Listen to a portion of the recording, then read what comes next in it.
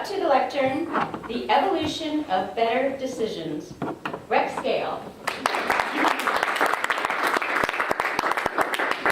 Thank you, Madam Toastmaster, fellow Toastmasters. I just want to ask you a quick question. Have you ever made a bad decision? A lot of you have. Anybody that hasn't made a bad decision? Well, I certainly have. I've made a lot of them in my life. You just have to ask my wife or my children. But it was something that one of my children told me about 20 years ago that totally changed the trajectory of my life and how I think about thinking. I have to go back 20 years. It was 1995, and we went to Gray Lake, which is a beautiful lake in southwestern Arkansas. It's up in the Ouachita Mountains. You can be out in the middle of the lake, looking 30 feet down, and you can see a pebble as clear as if it's under a microscope. It's just amazing. And it's like a sheet of glass. But we happened to be out there. My son was 7 years old. He'd never been skiing before. Perfect opportunity.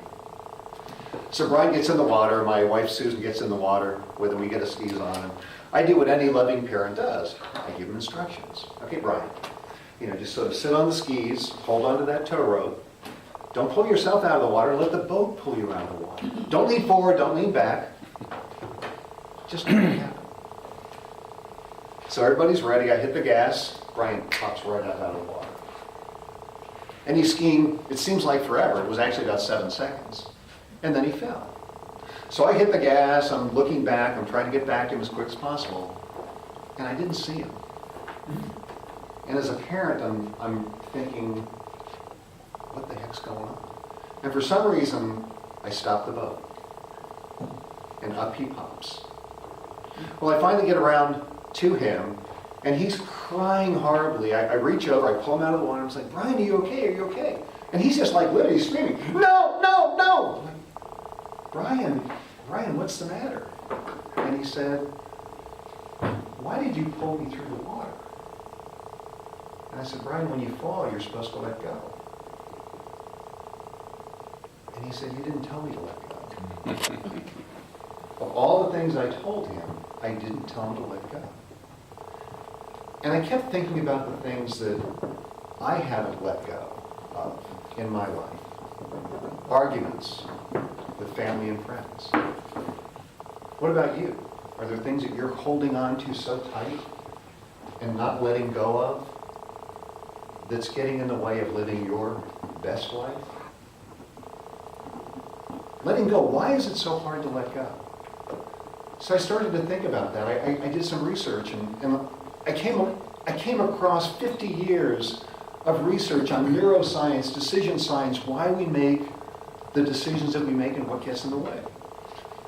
And Daniel Kahneman won the Nobel Prize in 2002 for his research on behavioral economics and behavioral science. I'm going to take that 50 years of research and in a very urbane way try to compress it into 4 things. What he says is when we ever make a decision, we think about the past. Have I been in this situation before?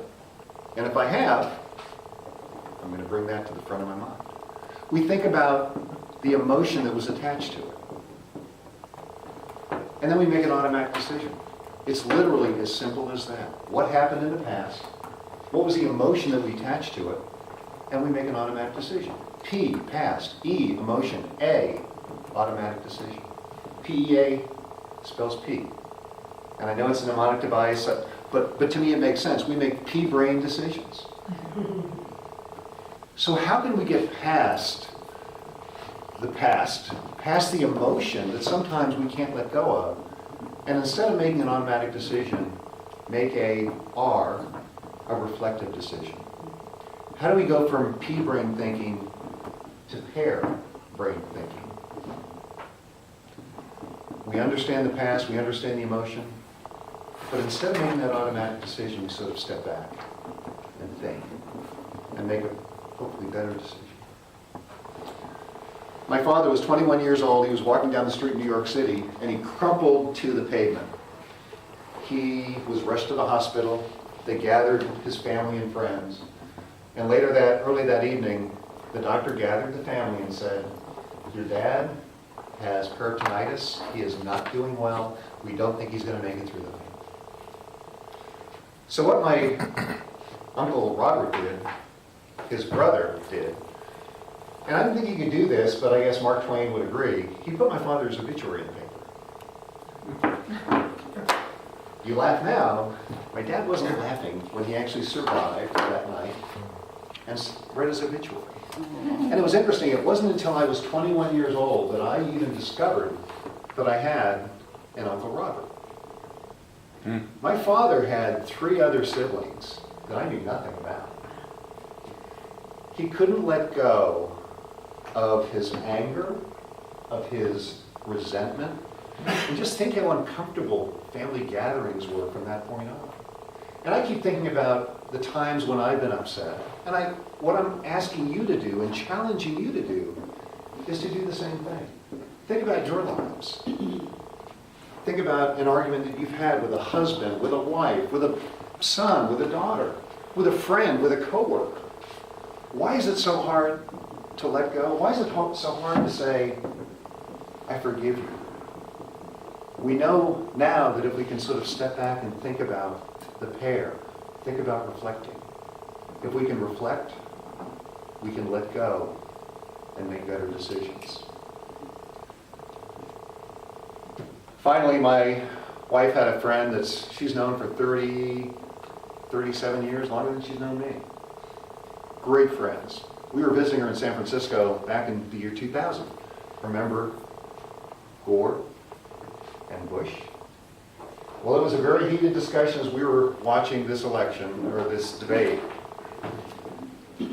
And words were said that shouldn't have been said, and they both couldn't let go.